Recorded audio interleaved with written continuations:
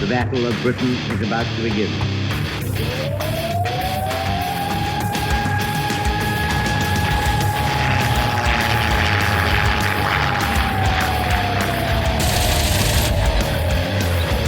We got tanks up there.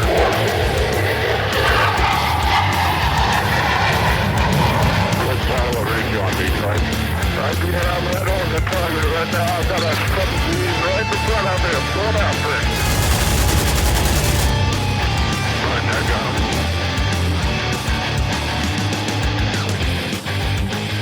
him. Welcome back to the Lead Pursuit Podcast.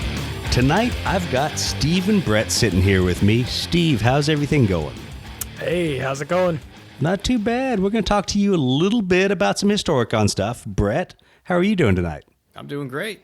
We're going in the hobby space, actually. Exactly. We're going to ignore you. We don't want to know about your hobby space. We don't want to know what you've done. Now, we'll talk to you a little bit about some hobby space build out, because I know you and I are in hobby space hell. But most important of all, we've got a new guy. We've got to welcome Casey to the Lead Pursuit Podcast. Casey, why don't you hop on and tell us a little bit about yourself? Hey, what's going on, guys? First off, thank you so much. Sit down, shut up. Nobody cares. Long-time listener. Long-time listener, love the podcast, Yeah. long walks on the beach. No, I'm super excited. Like I said, thank you. It's I guess it'll be my first time on here, so yeah. Yeah, this will be good. So have started stacking the deck again. Hopefully we'll have enough people with sarcastic and terrible attitudes to keep the hate and discontent that is Lead Pursuit going. So anyway, let's jump right in tonight, because we're going to talk a little bit about conventions that have gone on in the last couple of weeks. We're going to talk about some new things we've seen coming from Warlord and just kind of getting ready to wrap up yet another year. So schedule I'm not even going to talk about, because I don't know what we're doing next year. I hear there's some conventions, whatever. My convention schedule's over for the year. Let's go right into the Intel update. So we've seen a lot of stuff coming out, and I know I'm probably the biggest cynic whenever I get a release schedule. And if you saw the Grognard Gazette a couple weeks ago, you know what a cynic I am, making fun of Paul Sawyer finding the Warlord release schedule up his nose.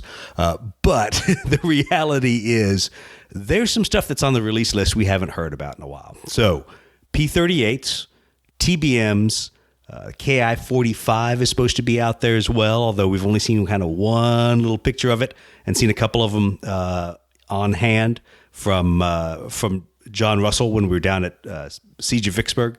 But I don't know. Steve, did you get any hint from the Warlord guys up at Historicon what might be coming and when? I did not. I was kind of overwhelmed by the big box in the room, but nothing new stuff, just what you were talking about with Jon Russell down in Mississippi. Yeah. Casey, while you were busy stealing things right out from Jon Russell's nose at MilleniumCon, did you get any word on those? Hey, look, there's a statute of limitations in Texas, okay? It's been 2 weeks, so you can never know. You can't charge me. No, the only thing, if you think about it, those of us who have luckily enough to have the Midway box, it has the picture of the P38 box, and there's one other picture in there of a new box coming. But no, I don't think, I think we were just so busy, and it was such a well-attended con, we'll go into that later, that I didn't even have a chance to ask John. What good are you? Why do you think I brought you into this podcast besides to get information out of Warlord? I wasn't in military intelligence, sorry. Exactly. So we know those items are somewhere out there, and that's what's supposed to be next. There's probably also some aces for the Japanese bombers, the U.S. bombers. Some more stuff's going to come out. I hear the Mighty Buffalo, Ken Nat's favorite airplane, which, oh, by the way, if you haven't sent him a photo of a Buffalo, every Wednesday is Buffalo Wednesday in the Ready Room. So make sure you send him a photo of a Buffalo. But those aircraft are supposed to come out. And then the much vaunted, much maligned, much hyped, still never released Italians. So we know there's a lot of stuff that's supposed to be coming down the road here. Hopefully we'll see it in a reasonable amount of time. I'm sure, knowing how the system works and me being cynical, Epic Napoleonics and their stupid blue pants, red pants, silver epaulets, I don't know, and I don't care. That's obviously going to steal some from us. Whatever. You and your little plastic Napoleon figures can go do whatever. But those things should be coming. So hopefully we'll get some word after the first of the year. And as we move into the first couple of events, maybe Adepticon in March, we'll start seeing at least some more information. Because in case everyone has forgotten, there's a big rumor out there that the next bundle, instead of the Catalina, is going to be the H-8K. But what the heck do you bundle when you got all these other mysterious airplanes all to themselves? So I think there's a lot for us to kind of keep our eyes on Warlord and on their newsletter and see what's going to be released up next. But that's all I've really seen coming out, besides a ton of stuff from Plane Printer, a ton of stuff from getting ready to release from Rockworks, if we can ever drag some large airplanes out of him, and things can move on. And there'll even be some lead pursuit airplanes possibly coming out here, but we'll talk more about that in a later episode. But there should be some cool things that you can pick up this holiday season to satiate the gamer in your life. Now, anyone else see anything cool that's coming out anytime soon or has just come out that they want to talk about? Or have I stolen the show with Warlord's vaporware? Is this limited just to tiny airplanes? Because I did stray again last weekend. Do we have to talk about your sordid history now, or can I wait till later? I don't want to know what else you bought. We can wait. All right. We'll talk here in a second. When you can bare your soul for the sins of transgression against aviation, that's all right. Okay, so what's everyone working on? I alluded to it earlier. Brett and I are in hobby room hell. It's actually a good hell to be in because now stuff is somewhat unpacked, even though I've already run out of shelf space. For me, the great thing is finally having paint racks on the wall and having a place for a painting table, which means I have my horrible 3 base coats and 3 color minimums on some things that I've painted. But it's at least nice being able to break that out, get some games that are out and get them on a table. Haven't necessarily played anything, but at least it's been a good hobby space. Brett, I know you've been going through the hell of unpacking, then repacking to paint, and unpacking again. Is the hobby space getting closer to completion? Yeah, I'm seeing light at the end of the tunnel. Virtually all of my little honeydews for the new house are complete. So starting last week, I was able to pretty much most nights get like an hour of hobby time dedicated towards unpacking stuff in my room. Is this the old Brett we're going to get back to, where he's going to outpaint us by painting every night until 2 a.m? Yeah. Awesome. No, that's good to hear. I actually have some pots of paint out of boxes. Nice. So it's getting there. Well, I was happy because I unpacked mine into 2 shelf units that, yes, I'm one of those people who's furthering the destruction of the known world because I'm buying from Amazon, but they were the right price and they fit the style of the room up here. I've put all my paints up, and then true to form, I'm like, you know what? I think I need to buy another set of paints. And we'll talk about it here in a second under new things we're trying. I'm like, I need some more paints because really, you can never have enough. You can never have enough, and you always find some excuse about, hey, that's a new airbrush only composition. I want to try that. Yeah, I'm an idiot. So go ahead. Do you have a good light in your hobby room? I have some good lights because I had 6 can lights put in.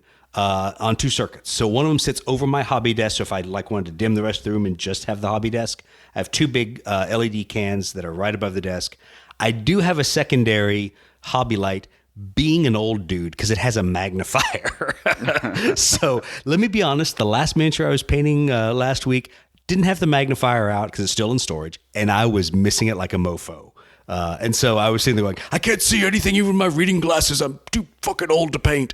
That's not the case. Just break out your magnifier. But yeah, I have one of those ring light magnifiers. Dude, we have to talk about this. So do we have to go back to this old guy routine again? No, I've heard about the reading glasses thing. So I have been painting for the first time forever. I painted like a dozen zeros this last week. And I noticed that when I'm just wearing my contacts, trying to get like that super focus to do the canopies when really tough, I actually had to pull the contacts out and just go straight to the glasses. So I think I'm getting to that point where I'm going to have to go to the reading glasses with the contacts. See, that's embarrassing because you already have contacts because you're blind as a bat.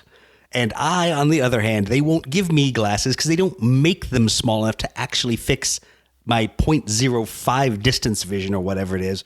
But yet, when you move something within 12 inches of my nose, I can't read it, see it, paint it, whatever. Yeah, it's the first time I ever noticed that I had that, like, you know, kind of like old. close range focus issue. You're washed up. Better get you the walker. Brett's just not even laughing at us anymore. Brett doesn't find us humorous. +3 for the win, boys. Yeah, exactly. Well, Brett, what have you? I know we had this discussion a while back, a couple episodes ago, probably like 5 or 6 episodes ago, about glasses. But now that you've redone your hobby space, what have you changed with lighting and magnifiers and stuff like that? Yeah, so I just stick with the reading glasses, and I'm pretty sure they're like the most powerful reading glasses you can get. But I got them from my eye doctor when I was, you know, getting a checkup or whatever. I told her what I was doing, and she said, "Man, we can get you some reading glasses." Anyway, so she did some tests with the little machine, the little, you know, typical eye thing. And she's like, "Yeah, we'll do this." And so I think they're just really powerful reading glasses, and I just keep them. They're just cheap frames, the cheapest frames I could get, and I keep them right here on the hobby desk. And so when I really need to see what the hell I'm doing, like, you know, faces and stuff on 28 millimeter miniatures is probably a good example. I'll pop those on, and faces aren't hard. I mean, you just put like a white dot and a black dot, and then you have your staring goofy eyes. Yeah, that's helped me. I find that to be way more useful than any kind of like. I have a light, but I never use it. It's actually over my spray booth now. I have one of those kind of work lights that has the magnifier sort of in the shade of the lamp itself, and I never use that magnifier. It's just too cumbersome. But it was key for me, but that's all right. Yeah. Well, so let's not dwell too much on hobby space, because you and I both have said we're going to really go through and break down for everybody a lot of the changes and a lot of the cool things in a separate episode, and with some video and some photos to walk people through this is going to sound like home and garden television, the design decisions and the things that we chose to do when we went from our old hobby spaces in our previous houses to our new ones, where at least I think both you and I at least won out a little bit in the kind of space that we needed. So Doug and Joanna Gaines. Yep, exactly. It's going to be Doug and Brett Gaines. You know, it's going to be farmhouse everywhere, farmhouse hobby. Yeah, it's going to be disturbing. All right, so let's talk about a couple other things. I was talking about paint. I did want to give a shout out to Army Painter. If you like Army Painter, go try the new Airbrush series. I'm about to pick up a couple of those paints and try them, because I realize there's some longtime listeners that make fun of us for using Army Painter and Vallejo and think the only thing we should paint with is Mr. Paint. We don't care. Thank you very much. We use what we want. But literally, I'm going to go try some of that to see how their new composition is, see how that shoots through an airbrush, because a couple of their colors just are exact matches to old Citadel colors that I use. So I'm an old guy. I want to try those. But speaking of paints, those guys at Blue Falcon, wonder what they're up to. Steve, what's Blue Falcon Hobbies doing about paint? Man, you know what? Well, we basically sold out of our original U.S. Navy, U.S. Marine Corps 3-color set, so we're going to rebottle some of those. May add an early war blue like you would find on the stuff in the Midway set. And I have a bunch of yaks to paint for somebody, so I believe our next set is actually going to be some kind of 3 or 4 color Russian themed set. Green, dirt, and snow. Wait, that's only 3 colors. Well, I know Casey used your Navy set on some of the stuff that he did. Casey, what'd you think of the Blue Falcon? Thankfully, he didn't give you Falcon Blue, which is never blue. But So yeah, I actually, all the pictures of any Wildcats and Dauntlesses you see that I've posted either from my own page or Lead Pursuit, whoever, those were all those planes were painted using the Blue Falcon. And what's actually pretty cool is I tried them. I'm a paint whore. I have to have every paint. Like, no matter what color, I need 9 shades of intermediate blue. So all I did was I put the Blue Falcon paints in my airbrush, and I have just a Badger airbrush, but I mean, that thing will feed a peanut butter and jelly sandwich if you crank the air pressure high enough. I put them in there, and I had 0 problems with them. They didn't dry out like my AK paints. So I was impressed, but also, just as a test, what I did was I primed a plain black, and then I just used a sponge and did the sponge method, because I know some people don't have airbrushes or don't like messing with them. So I recommend to listeners who get these paints is just get some sponge, and you can sponge them on, and it looks really good too, and it almost gets some natural weathering if you do a real dark primer coat. Yeah, did you change anything other than the primer on those? Because the cool thing that I've noticed is that with the Blue Falcon paints, The way the consistency is, obviously, there's a lot of ways you can induce some variation if you want to be creative. And so I've seen a lot of guys do different things with different undercoats and stuff to kind of force the Blue Falcon colors one way or the other. Yeah, I would. Insignia white is one of the colors that Blue Falcon puts in there, so I would drop it into some. And so for like one set of planes, I would have like 2 drops of white to 5 drops blue, and then I'd kind of mix it up because, as you know, every plane on the flight line looks different, and it really came out well. No, they don't. They're always perfectly painted. I don't know what photos you've been looking at from Guadalcanal. Yeah. And I did the same with the Japanese planes. So we'll go into this later, but I painted almost 35 planes for this event we'll talk about in a little while, with Blue Falcon paints, and I had 0 problems with them. Nice. Yeah, I have not tried the Japanese ones. I may do that here shortly, doing my own starter set things, and then some of the bombers and stuff, and that we've talked about trying to do it in not the Hollywood white, but figure out what the right tea stain color is, but get it in there in a lighter color. So that obviously, those would work well on the latest Warlord sets, the Hellcats, Oscars out there, as well as obviously what's in your starter set and the bombers. So lots of stuff you can play with and try out there. And then once again, we've said this probably a million times in the podcast. I am not super paint specific. Find a paint that you like. Find a paint that does what you want, whether you're airbrushing or putting it on via regular brush. Find the paint that conforms to what you need and then tweak it. Realize that nothing out of the bottle is going to look exactly right between either a 1/72nd scale airplane and 1/200. The contrast is always going to change. So play with it, make a test model, take it all the way to completion, and then realize, oh crap, I probably needed to change something and lighten or darken it as required. Not that I'd know, because I still haven't painted any airplanes yet, getting my hobby space set up. But other stuff got painted besides damn airplanes. So I'm happy. Chris is always a big advocate of doing the one plane first and doing it from start to finish before you paint anything else. That's a good lesson because, I've made mistakes. That's my excuse. That's why I have a lot of single airplane paint schemes painted. I've got, oh God, I already did one. I don't want to do another one. How boring.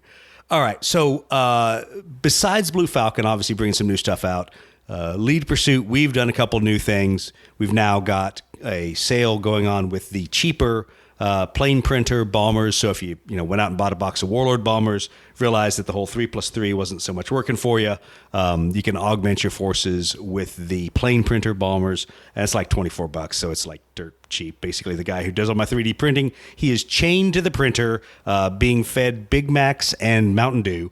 Right, Casey? No more. Exactly. Until he churns out enough Japanese and USN bombers. Now, those miniatures worked out really well. And Casey will talk about them here for using them at MilleniumCon and some other places. They're great fillers for your force. Obviously, they're different than the Warlord. You don't get all the Warlord cards and stuff with them, but they're a great filler when you say, you know what, I just happen to need a few more bombers, which, Brett, sounds like a problem you always have. I need a few more 109s. I don't have every 109. That's right. Yet. You don't stop until you have them all, right? Yeah, exactly. Exactly. All right. Well, what else does anyone want to talk about that they've picked up and played with lately in the way of paints, tools, miniatures, etc.? Yeah, so one thing, I know we're all fans of the Flory Wash, and so Ammo by MiG, who's actually one of my favorite brands right now, they've come out with their own type of, it's just an acrylic wash, basically. Like, I'm used to using enamel. But it's kind of clay-based. Is that the clay-based? Yeah. Yeah, and it works pretty well. Like, I swear by the Flory Wash, but I tried this once on a plane so far, and I've had good results. Did you try it on a plane, or were you on a plane when you tried it, or did you? Never mind. Sorry. English language. Oh, yeah. English, motherfucker. Learn it. All right. So let's stop talking about paints, because we could spend all day talking paints, and that'd be another episode about paints again. Let's talk about what we've been up to. So we alluded to it at the beginning. Guys have been able to go to a lot of conventions, a lot of events recently. Hopefully you're either in a part of the United States that you can get to those, that things are still not canceled, or you're in a country where the restrictions are starting to open up, and so people are getting a chance to get together. I realize that as we record this, a lot of places in Europe are starting to lock down, so understand how things are going, but we've at least tried to get a little bit of a breather here and go out to some events. Casey got to go to MilleniumCon, obviously there in Austin, Texas. Horrible town and place that I will obviously never visit. But that sounded like it was a great time. Warlord was down there with Jon Russell, supporting and doing a lot of cool stuff. And simultaneously, the same weekend, Steve was up at Historicon, hanging out with all the grognards up there, counting buttons and epaulets and things on Napoleonic figures and naval ships and other stuff. But they were both great events, and we're going to talk about both of them and kind of share what you guys saw and experienced. So first, let's kick it over to Casey, since we want to put the new guy on the spot and, kind of call him out, that he did run a demo multi-part game for Blood Red Skies. So we're happy about that. He was there as people were buying, quote, Midway boxes in droves. I'm not sure you can call a pack of 10 boxes over a weekend droves, but we'll give that to Jon Russell. And a lot of things were going on, not just Blood Red Skies, but a lot of cool gaming was going on there at MilleniumCon. But before we get to that, I have to ask Rob, our longtime Check Your Six friend, did I see a photo of him buying a box of Blood Red Skies Midway? You absolutely is that really did. true? Did you see a smile on his face playing He Blood was Red smiling. Skies? You I absolutely know. did. I did, so I just want to gloat for a moment that we got him back again playing Blood Red Skies before I played Check Your Six. So that victory to my end. That's all right. Now, Rob, we're obviously happy that you were playing, that you had a good time there. And so we'll continue to give him max crap. But obviously the guys from Fights On were there hosting a game with the Anything But a One podcast. Oh, and it was amazing looking too. Yeah, so there was a lot of cool stuff going on. I regret I didn't make it there. Obviously, I had some other plans for the Monday afterwards, so I was not there at MilleniumCon. But tell us a little bit about your multi-round Midway game, because it wasn't like the standard, Steve and Doug fire hose kind of demo game. You actually had almost a scenario campaign flow to it all. Yeah, so what it was I don't know. I've always ran bolt action events, and I'm kind of taking a break from it, and enjoy doing them. It's always been fun. So I was like, well, let me try Blood Red Skies. Since my whole group here loves it, I love it. Obviously, that's why I'm here. But so I went ahead and picked some scenarios from the book, and I wanted, some players to see what kind of room we can get. I was hoping for about 14 to 16 players, and we were going to do a narrative thematic event. They basically, like, the first round would be dogfight, second round would be carrier strike, and, you and I talked about this. We went back and forth. But due to just time constraints and room, I ended up getting 12 players, which pretty much could have gone more, but we had some cancellations last minute. And we did a multi-round. Well, you don't get off that easy. So you were on tap to have 20 players and to beat my record. Now, Yes. you just said I could have had more easily. So in other words, you didn't beat me, but you're acting like it would have been easy. So I mean, look, I was about to say anything. Well, they didn't. They changed our rooms last minute. I could have had, and Blood Red Skies is actually super popular around now. Coulda, woulda, shoulda. Lone Star Historical You didn't Miniatures beat me. Facebook group. You'll see lots of pictures. The Houston guys love it. Dallas guys, it's the hotness right now. Anyway, so we ended up doing, we had 2 people cancel last minute. Kid got sick. Hey, with the kid, I totally understand. So 10 players, and we were going to do 3 rounds. And the first round would be dogfight. Second round and third rounds would be carrier strike, but it'll be alternating. Americans going after Japanese carrier, and then vice versa. But here's just... and then it went awry. Yeah, so this is for future... But hold on, wait. So I'll have to say that as the outsider, I sat back and I'm like, wow. Casey's got a strong plan. He's got a flow to how it's going to happen. But part of me always sits back and I'm like, oh crap, what's going to happen with time or players or the one rules lawyer you've got? There's always something that will derail your best laid plan. What was it that pulled the rug out from under you? Oh, well... Here's the problem was, and this is nothing. I know a lot of the players listen to the cast and stuff. This is nothing against them. We talked about this is not a spear because I have the same exact problem every time I do a large demo or even a tournament. I mean, I have people show up to tournaments with this same problem. So I put in whenever you could sign up for the event, it says experience necessary. You need to know how to play. I was able to get all the players' email addresses. I sent out 2 different emails. Hey, just so you know, you just need to bring some dice, but you need to at least have a basic understanding of how to play.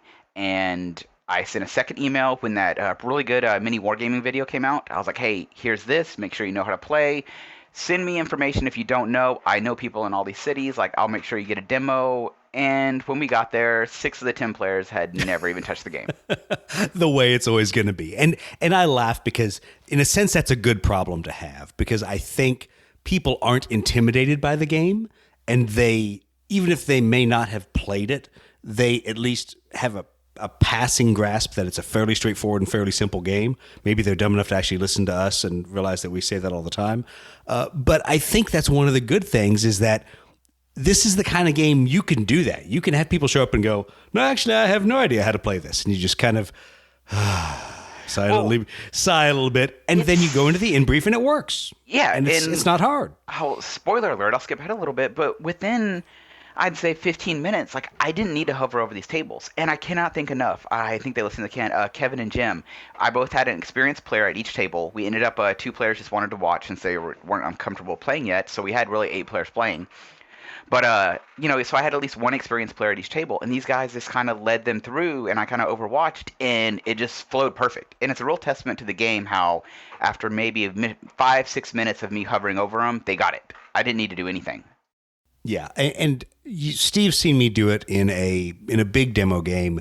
The nice thing with Blood Red Skies and the way it plays is you can skip a lot of the situations of what can happen and just wait until it happens. And then you go, okay, now this is where someone is outmaneuvering you, and they are lower pilot skill, so you get to roll. Things like that, that I think are pretty easy if you got an experienced player there that can keep things rolling. And especially, here's the other thing, guys. Steve and I talked about it at Siege of Vicksburg, is the Blood Red Skies community generally has such a low ego walking in the door that people just want to play in a competitive environment or in a narrative environment, or just want to play the game. And even when we've had people walk into a tournament, yes, a tournament with 0 time having played the game, people are willing to go, all right, I'll take my first round against him and I'll actually help him. And then guess what? You're on your own your second and third rounds. Did you guys catch that post that Ken put in the Ready Room about the why don't you play in a tournaments, and read some of those answers? Some of those answers Salty. of like, people will have dice with pictures on both sides and all that stuff. And all I could think was, if you showed up at a Blood Red Skies tournament and did that, you would get made fun of for wanting to win at Blood Red Skies so you bad might that, get like, lucky enough that we actually might have physical violence against you, and you might get a beat down. That's if you're lucky. Odds are we're probably just going to laugh at you and just go, dude, go buy a round at the bar and go away. I think, and this is not me trying to be overly dramatic, but I think Blood Red Skies in the community is at a point now that really it's at a fork in the road, and it needs to understand, does it want to build the kind of community where everybody can be competitive, but they're still cool about it at the end of the day? Or are people going to be hyper competitive and super douchey and try to dick the other guy over, instead of playing, hey, the guys and gals around the table are here to have fun. And some of them may beat the absolute snot out of you, Steve Toth, at NashCon, with Don Gilmore's wife Rhonda just beating the pants off everybody. But if that's the kind of community that we have, that we can lose gracefully and have fun about it and go, yeah, I lost fair and square and she beat the crap out of me, then that's great. I think that's the kind of community we want. Yeah, and I mean, like I said, it was a real testament. Within 5 minutes, any rules questions, I had the new Midway rulebook right there. I had the new Midway set opened.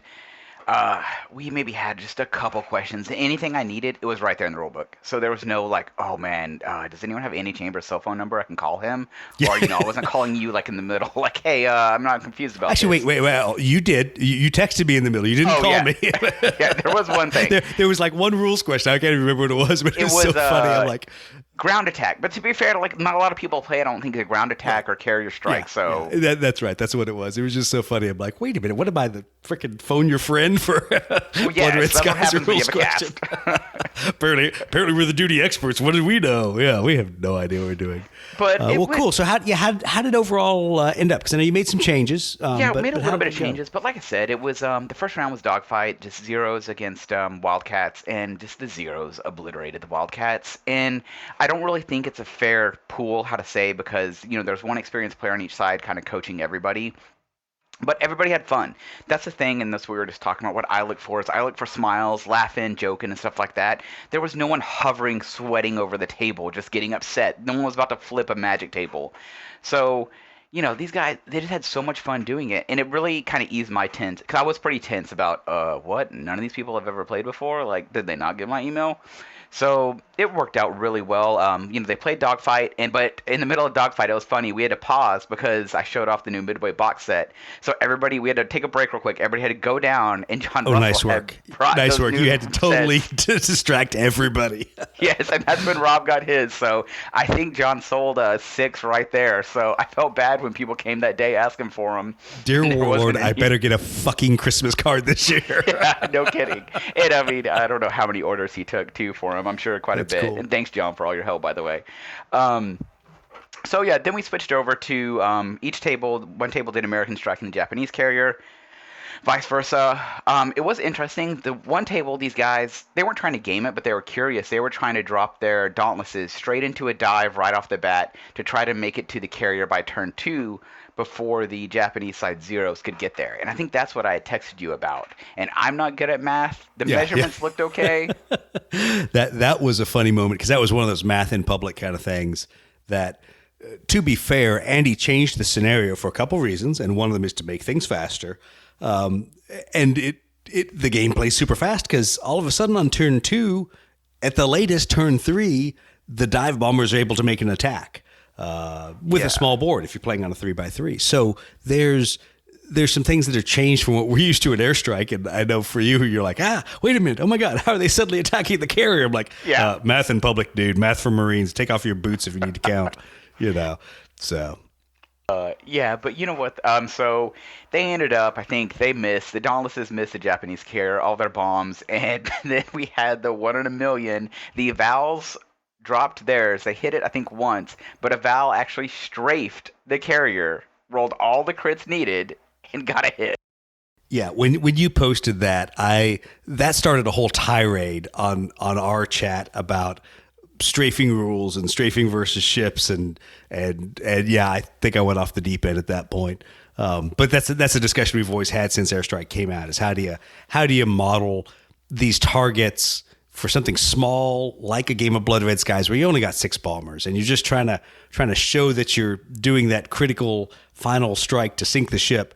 But I think we also kind of in the game, it hit me then, we further some of the myths about carriers and the myths because carriers being volatile. That's actually a myth. That actually isn't how it works. When you look at like American carriers, especially, you look at, I was looking at the Battle of Santa Cruz, the Santa Cruz Straits battle, they had 3 different dive bombers basically do kamikaze attacks, for lack of a better term, even though they weren't truly kamikazes at that point, and crash into the carrier and, knocked a hole in the deck, killed 50 people, destroyed some aircraft, but that wasn't what sunk the ship. All of those were huge critical hits, but the carrier didn't go up in flames and sink. So I think it's interesting that at least some of the traits for targets in Blood Red Skies kind of furthers this myth of the one mysterious American bomb going all the way through and hitting every fuel line in a Japanese carrier. But I'll get off my soapbox. That's the Silver Waterfall episode. Should you care, go listen to the Silver Waterfall episode. Yeah. Well, and like you said, best laid plans. We were going to do 3 rounds, but by then we had and this is a testament to the game, the part I like, especially coming from Bolt Action where it got really competitive, is we spent so much time kind of just around the table talking, laughing, people talking about the different planes, what they play and stuff. When I looked down, we only had like 30 minutes left, and there was no way we would get a 3rd round in. So we went it up. We just settled for everybody got to play 2 rounds. Some great prizes. Thank you, Warlord. Thank you, Lee Pursuit. Thank you. Who else did it? Geek Villain. Thank you so much for that. Awesome. Awesome. Everybody had a lot of fun. They got a lot of stuff. Speaking of Geek Villain, we ran the new Midway map that Warlord has that has Midway on it, and everybody loved it. That's a cool mat. I think I've posted some pictures. I'll post some more, but if you get a chance, try to get your hands on that. Yeah, that one seems pretty cool. And I guess the one you had was the cloth version that was the double-sided, so it had the European fields on one side and Midway on the other. Okay, yeah, those seem pretty cool. Well, awesome. Well, glad that you had a chance to run the event, and to get out there and to, see the Midway box set get released. We're super appreciative that you did the unboxing for us. And that was totally a target of opportunity as all of that stuff showed up for MilleniumCon. Thank you to Jon Russell for going to bat for us and giving us the ability to do unboxings there and to show everybody what the Midway kit was going to look like, because things were just starting to ship. People were getting antsy. I still laugh because those boxes showed up at your house before either my pre-order shipped or my trade order as Lead Pursuit shipped. So that was Jon Russell doing some magic there. So thank you, Jon, for letting us do the video unboxing. And Casey, thanks for doing huge, that. thank you. Pursuit. So that was really good to get to see that and to get to see all the little resin and otherwise pieces there on the camera. Okay, anything else to talk MilleniumCon? Really just closing in that, like I said, it was a lot of fun. It was the first time running Blood Red Skies for me. I did have a few questions, but I do feel more comfortable with it now. But as a tournament organizer or TO, whatever you want to say, what made me happy was afterwards I was in the Warlord booth talking to John, some other guys, is we'd have people come by and be like, "Hey, what was that game? Where's it at? Like, where's on the table? Like, we saw people playing, it looked fun." And, it's kind of makes you feel good. Like, they saw all these people laughing, having a good time, where you're going to go up to these other ones, and these people are sweating over tables. But they saw these people having a good time, and they're like, hey, I want that. Like, that's what I want. Yeah, that wasn't like 40K. These people look like they're having fun. Yeah, exactly, right? But overall, like I said, MilleniumCon was great. If you can ever make it, it's probably the biggest historical convention here in Texas. It's every Veterans Day weekend in Austin, Round Rock specifically. We had, just a record-breaking turnout. Everybody was ready to come game. Tons of games, all sorts of games you could ever think of. It was so great to meet Rob. He ran some amazing-looking games. I had this really big itch with naval warfare, which I won't go into right now. But after watching don't worry. Somebody else is going to fess up to selling his soul and becoming a dirty slut and going and playing naval war games. So, but yeah, it was a thanks. good time. I appreciate you giving us some of the info on that. So let's jump over and talk to Steve, because speaking of naval war game sluts, Steve, you went to Historicon, which, as I put it in the show notes, is in somewhere Pennsylvania. I don't know. It's the Arctic Circle. Just outside of Philadelphia, Pennsylvania. Actually, Valley Forge, Pennsylvania. You might have heard of this guy. I think his name was George Washington. Never heard of him. So, yeah, right out Valley Forge Casino Resort is where the event was. Ooh, fancy. And the theme was aerial wargaming this year. So, of course, Lead Pursuit had a huge, booth, and we were all about aerial wargaming. Absolutely. Yeah, it was awesome. We're hosting games. Oh, wait. We're idiots. In case you wondered, we're the worst aerial wargaming podcast ever, but we're the only one, so suck it up. You're stuck with us. But it was cool. So I went by myself. So I had no schedule, no, really nothing tied me down. So I just kind of wandered a little bit. So I played a couple things just and how they relate to Blood Red Skies. First thing I did in the morning, I signed up for a Ploesti raid game. It was a hex-based air combat game. And basically... Now, was that the same guys that we saw at NashCon? Were those the same ones running it again, or it wasn't? It look the same? Okay, it was different. It wasn't. This was a different game. It was based on the Blue Skies rules, and basically it was line up a whole bunch of bombers on the edge of the board, move 5 hexes, they roll a shitload of flak dice, you roll a couple dice, and rinse and repeat. And I know, there's appeal to those games, but to me, I like a game like Blood Red Skies where you can kind of actually do some maneuvering and more of a strategy to it than just at the mercy of the dice. So that one wasn't too good. I also played an air racing game that I thought was really cool, and that might potentially get made into kind of like a box set that you can buy through Blue Falcon. It's really cool. Nice. Super simple. The guy designed it himself. Really cool. And the one thing I've always kind of looked for having kids is for miniatures games that you can kind of get younger, like 10, 12, 13-year-old kids to kind of play. And I think this would be just a great intro to miniatures gaming, just the way the planes move. It's really intuitive and a super fun game. Also played some Airdrome 3.0, and got to tell you, super awesome game. You and I saw that at NashCon. Right, it's the yeah, one with the wooden dashboards. Yep. I think Scott Atchison actually played a demo game of the World War II version.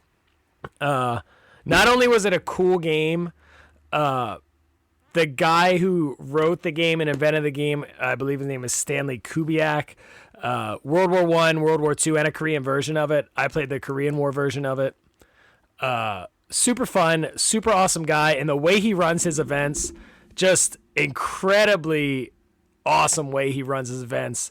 He basically keeps a persistent list of every single demo they've ever done of Aerodrome games at any convention. That was cracking me up when you were giving me the rundown. That there's people on the leaderboard that have played 100 some odd kills. There was a lady at Historicon that actually got her, in the World War I version, actually got her 100th kill playing Aerodrome, which is nuts, right? And then they had, like, you saw people wearing, like, fake blue max medals and all these kinds of different. So it was just very awesome. Really want to have them on the podcast. Just great event. If you ever have a chance to play an Aerodrome game at a convention anywhere, you have to do it. Just super fun. And the game looks super intimidating, but when you actually sit down and play it, you're like, man, this is really easy. So it was just really, it was really, really fun. And then I had a chance to meet Mitch from, No Dice, No Glory, and got to try out a game called Oak and Iron, which I think a couple of you guys actually have already, if I'm not mistaken. Yeah, correct? Yeah, Brett and Chris should both have that starter set somewhere. Yeah, I think Chris even has more than just a starter set, unless he. Oh yeah, that's right. Extra stuff for his son. Yeah, he went in pretty big on that, as I recall. Yeah, he might have got more than just a basic starter set. But yes, I have an unopened starter set behind me on a shelf. Shame. Dude, so basically, it is the Blood Red Skies version of ship battle. So of like pirate ships. Blood Red Skies with pirate ships, I guess is what you would call it. Super easy to pick up. Has that kind of card play mechanic in it. Yeah, super fun. The guy who wrote the game and the Firelock Games guy, super great guy. He was there. Got a great demo. Again, just kind of one of those games that's fun to play. Everybody was kind of laughing, having a good time. If you're into pirate ship type thing, maybe got a little Jack Sparrow in you waiting to come out, give Oak and Iron a look. I like fun. their World War I game, Blood and Valor. I'm tempted by it. Yeah, that's one of their other. They've got a couple different things that are all kind of sort of tied together, similar systems. I'm sorry, I'm still thinking about Oak and Iron. All I heard Steve say was rum and sodomy.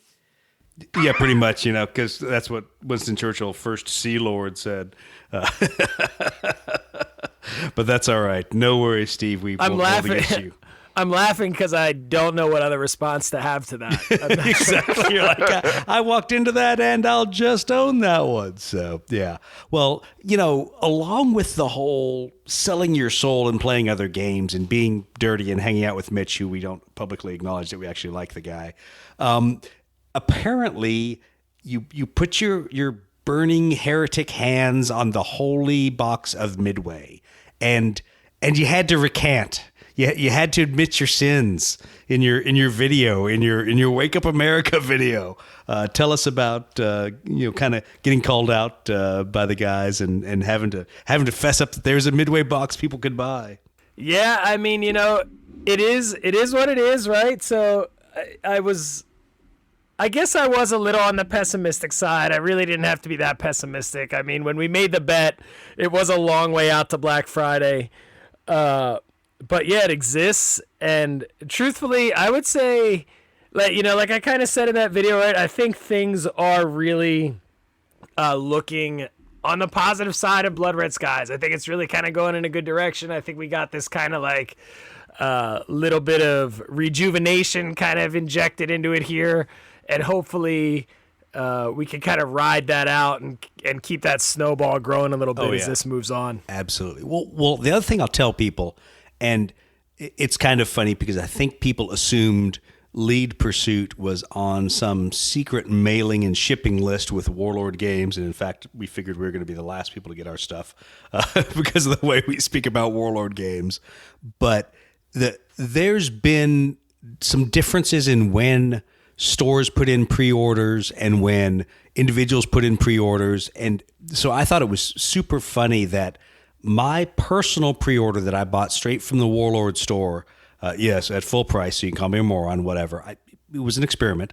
I did my pre-order, and that showed up to my house before my trade bundle that I put in the day they announced, hey, you retail stores can order Midway box sets and Ballmer's boxes and all this stuff, and we'll get it shipped to you. Now, that being said, so much of what I've heard out there is angst about the availability of the Warlord set is, quote, my store can't get it, or my store has put in and doesn't know when it's going to get shipped. So let me short circuit the process, and the guys in the U.S. trade side can hate my guts. Really don't care, because I'll buy you beers. But if you have put in a pre-order via your FLGS and they and you don't know where that pre-order is, i.e. they don't have a shipping indication yet, or it's not sitting in that store waiting for you to pick up, talk to Jon Russell and let him know, and more importantly, probably put him in contact with your store so that they can trace that chain of the order. Because at the end of the day, sometimes stores got reprioritized based on the number of things they ordered. Obviously, big trade bundles are going to get prioritized first because they're a big box full of Midway Miniatures goodness. But nonetheless, these orders should be going out and getting fulfilled by now. We shouldn't have stores that are saying, hey, I can't get my Midway box sets or my Ballmer boxes for another month. That shouldn't be the case. So if that is the case at your FLGS, please either have them get in contact with Jon Russell or you get in contact and put them in contact together.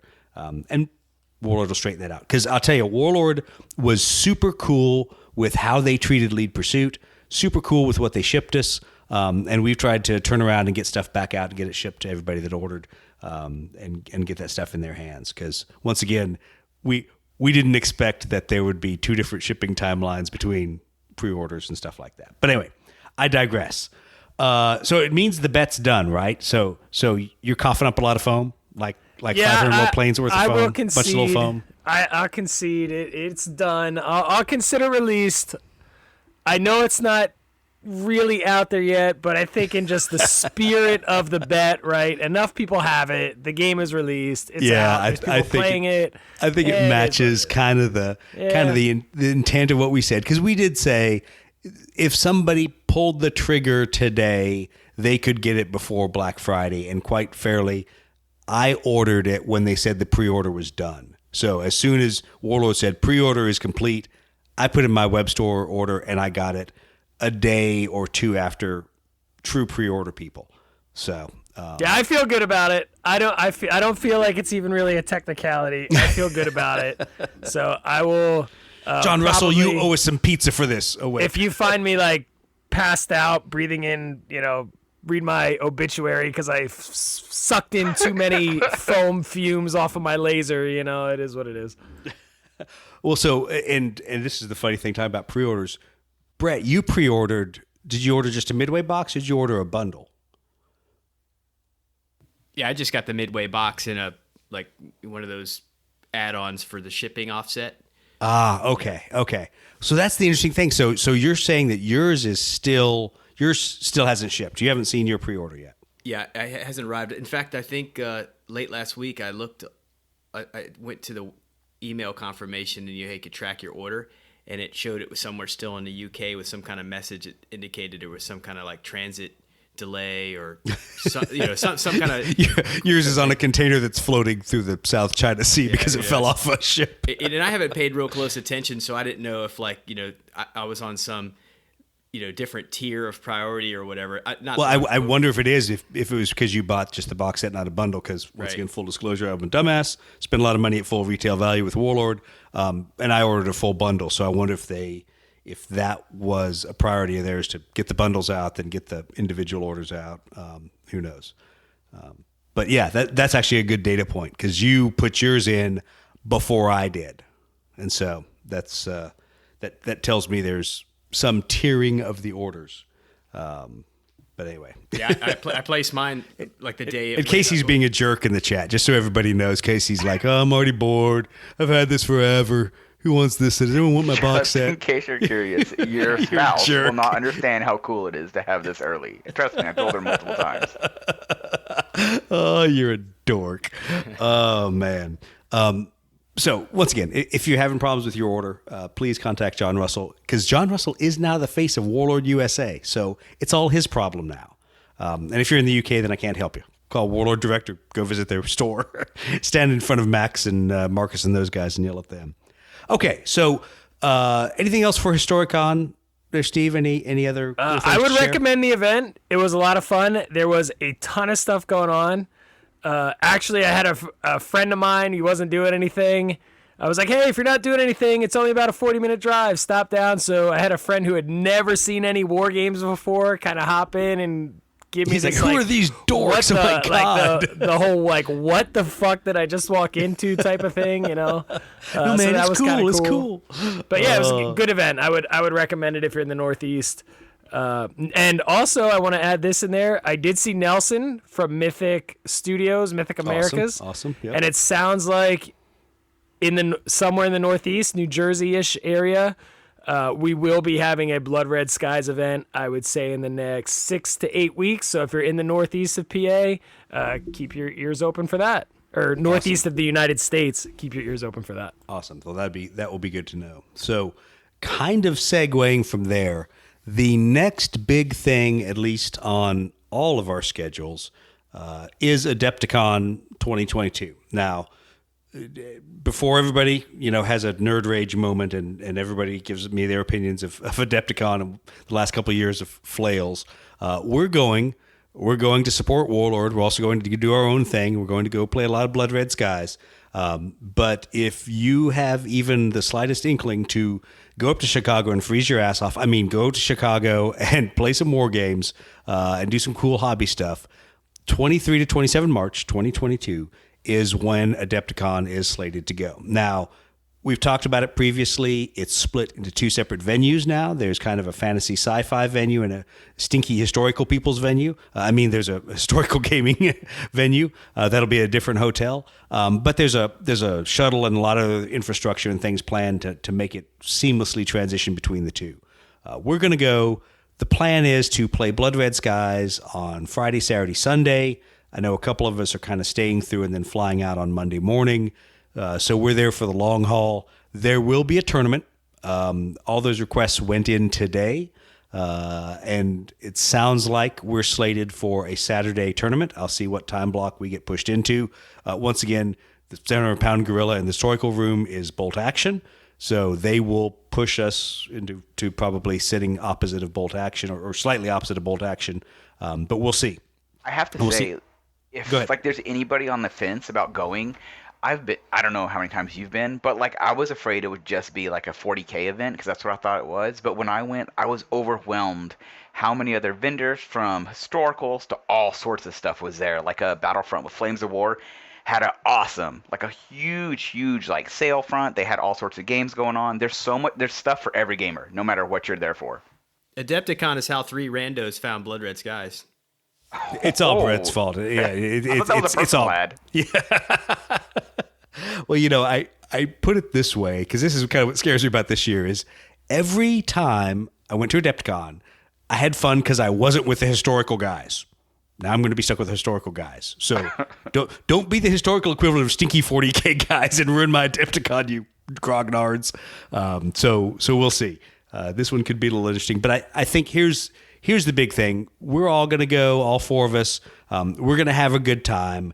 We're there to play games, hang out, drink beer, do all the things that you do at a big convention like that, and not get super stressed about the events, the timing, the venues, all those kind of things, because people are still reacting to the pandemic and everything else. It's going to happen. We'll just deal with it as we can. Yeah, I'll tell you straight away, you're not even going to see me. I'm all in on Oak and Iron. I actually just I went out to the Humane Society and adopted a fucking parrot today, so I'm going to have him on my shoulder walking around, playing some pirate ship games. It's going to be a good time. May I go back to rum, sodomy, and the lash, naval tradition? Okay, sorry. So anyway, we're going to lose Steve from the podcast. He'll be out on the Oak and Iron podcast. Do they even have a podcast? Whatever. Nobody talks about ships. I guess I'll bring my starter set. Sounds like a good time. Exactly. Like, hey, guys, can I play? My still in shrink wrap. That's all right. But the good news is we're all going to be there. We're going to spend some time, obviously, doing some demo games, doing some narrative games. Yes, it will probably be Midway focused again, mostly because I don't want to hear Brett about having to schlep his 4x8 mat. It is swag to give away. Exactly. Oh, we never give away swag as lead pursuit. Oh, wait. Means I better order some stuff from Mel in the UK. But yeah, so we're going to have fun. So please, if you are planning on even just thinking about going to Adepticon, absolutely do it. It's going to be a good time. There's always more games and stuff and vendors and crap than you can do. So just go and kind of absorb the weekend. Anyway, I'm off my soapbox. We'll talk more about Adepticon plans and things like that in the future. All right. So anything else anyone want to cover on conventions or events over the last couple weeks? It's just been nice seeing all these people, just all the different gaming groups, like getting back into conventions. I feel like everybody's No, happy. it's not. I like, was taking up solo gaming to stay away from all you people. Oh, sorry. You've I wasn't literally supposed to say that out loud. Dan, DVD game stock has gone up like I don't know how much. They're like the pandemic games. Like, look, nobody has to get together. Everyone keep playing. Yeah. No, exactly. It's been so good just seeing like all these conventions happening, and it's funny because where they're not normally on the same weekend, everybody's like trying to get them in before the end of the year. Because I think MilleniumCon weekend with Historicon, there was also like two other big conventions at the same weekend. Yeah, well, and that's kind of been the funny thing about the pandemic schedule is people have moved their events. Events now overlap. It's good to be in a place where the podcast can split up and go to two separate events, two opposite ends of the country. But I realize this is going to be one of the problems next year as things open up. Is everyone's going to have this glut of gaming, want to try to hit as many events they can, and then people are all going to have the feel bads because they didn't get to go to this event, that event, whatever. Get over it. It's going to happen. So just keep your schedule sane. Go to the things you can go to. Don't overspend your money so that you're not eating ramen noodles and peanut butter, but have a great miniatures collection.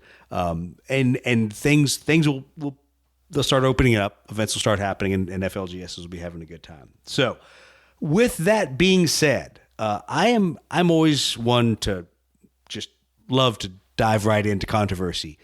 But here's a controversy I'm not going to take up. I'm going to turn it over to Brett and Steve because there's been all kinds of interesting questions, discussions, things going on. Do you two want to make a public statement one way or the other about air medals and iron crosses?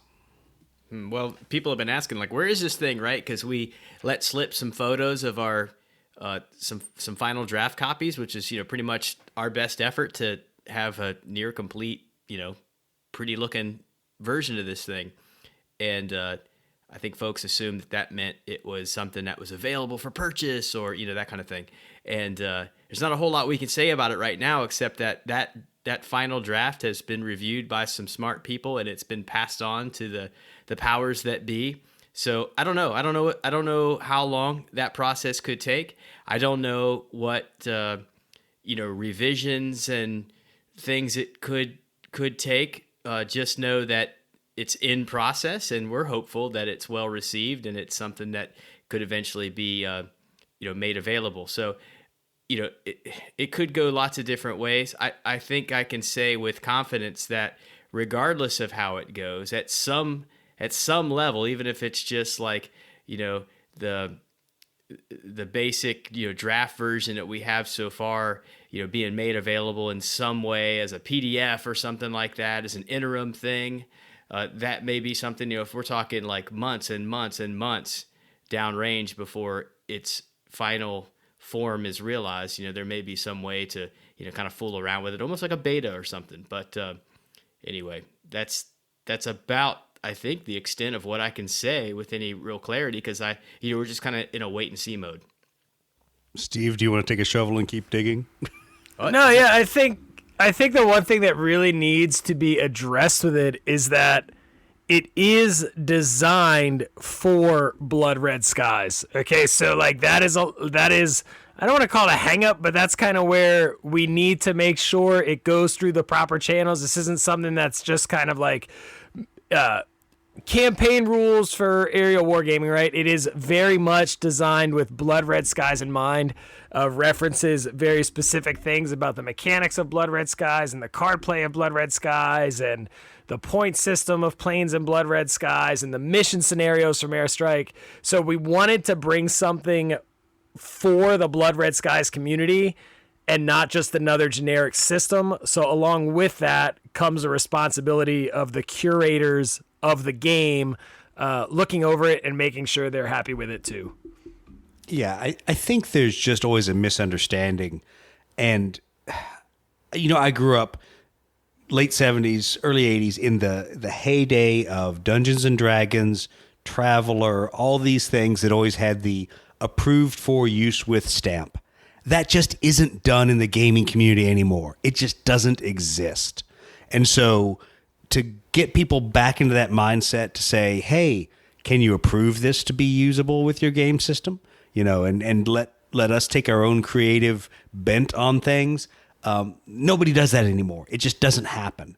So we're asking a lot of the people that kind of hold the keys for Blood Red Skies and those things, and hopefully they'll take a good view of it. We know that Andy has already seen it, and that hopefully there'll be some discussions about where can this go to be something the community wants, and to drive more Blood Red Skies gameplay, because really that's why it was done, was to put some structure to a lot of the games that we were already playing. So that's all I'll say. I'll stop digging. I don't need an excavator to dig my hole any deeper, and I'm sure I'll be counseled by some people as soon as this podcast episode hits. But that's where we are on that. All right. So there's some other pieces of controversy that have hit this week that are probably best put off for a week or so to the next episode when kind of people have calmed down, people have stopped throwing names around between either the 40K community, the heresy community, some of the stuff that I've seen going on lately, but that touches historical gaming in a real palatable way. Are issues that we need to talk about. We've just run out of time because we're not going to talk for hours and hours. So once again, I want to thank Brett, Steve. Thanks for getting back on the podcast. Casey, thanks for being the new guy. We're going to abuse you for the next couple episodes, so just go ahead and bring your flak vest. Hey. I hope you didn't turn it back in at the end of your whole time. I'm pretty sure the Marine Corps let me keep it, so yeah. So bring that. We really want to encourage everybody to go out, like and review the podcast. I was laughing the other day as I was going back through social media, reading some of the comments about the podcast, and I'm sitting there laughing, going, wow, some people actually apparently think we know what we're talking about. So apparently we fooled some of you into a 5-star rating. For the rest of you that know we're idiots, please, out of mercy, give us a 5-star rating and say that we're the best aerial warfare podcast on the interwebs, because I think we're the only aerial warfare podcast on the interwebs. Anyway, so if you have questions, if you have things that you didn't understand in our discussions about hosting games, tournaments, whatever, please reach out to us. You can hit us on Facebook. You can hit us up on Instagram. You can also go straight to the website, leadpursuit.net. There's a contact form there that you can ask us your shameless question, and we'll get you an answer, or we'll point you to somebody who will not make fun of you like we will and will actually answer your question. But thank you all for listening. Really appreciate it, and we'll talk to you all sometime in the future. But first, an announcement from our sponsors. Hold on. You guys know what that sound is? Cheetos? No, that's the ice pack going on my balls. Fuck double hernia operations. Fucking terrible idea. How long are you out for? Well, I mean, I wouldn't say I'm out anymore because I'm actually mostly mobile at this point. But considering my nutsack looks like it went around with Mike Tyson, I'm like, Jesus, people, why didn't the doc brief me on this? Thank God I read the internet. Go to WebMD. You'll probably die. Yeah, exactly. Then you won't be surprised. You look down and go, oh, good, everything's purple. Awesome. I was expecting that. I have a friend who, when they did his vasectomy, he got an infection in his balls. Does Yeah. not sound good. And everybody was always like, yo, vasectomies, they're super easy. Just get a vasectomy. You never have to worry about having kids again. It's like 2 or 3 days and you're good to go. And he got an infection in his nuts. Oh. No, thank you.